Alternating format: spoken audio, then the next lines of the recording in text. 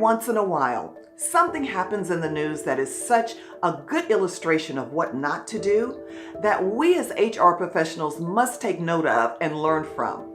Such is the case with the high-profile firing of Omarosa by General John Kelly.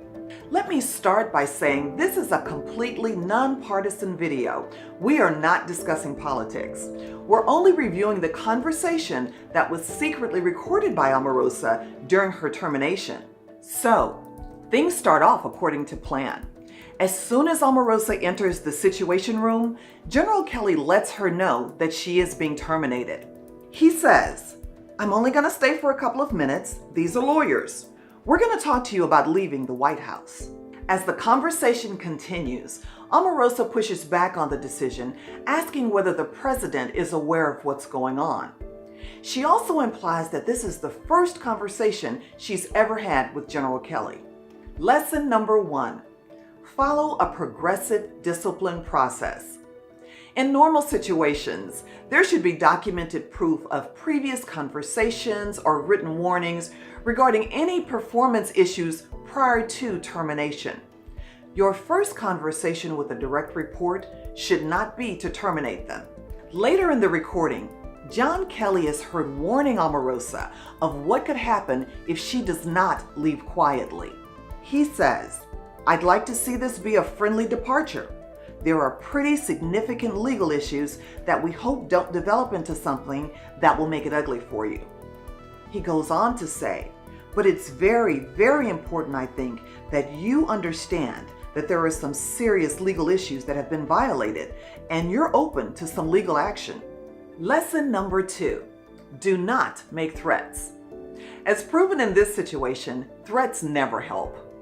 If at all possible, try to convey that this was strictly a business decision, nothing personal. The easiest way to get sued by a disgruntled employee is to threaten them during the termination process. Even if you are 100% correct in carrying out the termination, you will spend time and resources proving that your decision was justified.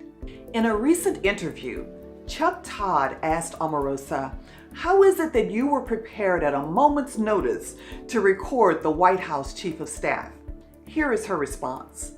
First of all, like I said, I'm the only African American there. When you walk into a meeting with John Kelly, who's refused to meet with me the whole time he's there, in the situation room, Chuck, we're not going in there to talk about, parking or scheduling issues. You knew this was We're going in there job. to talk about something very you serious. prepared to take. Lesson number 3, assume you are being recorded. Anyone with a smartphone has access to a recording device.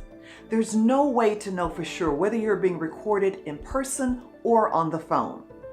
When having serious discussions with employees, speak as if you are being recorded. If you don't give them the ammunition, they can't use it against you. In most instances, it is illegal to record private conversations. The exception is when one party to the conversation consents, then it can be recorded legally.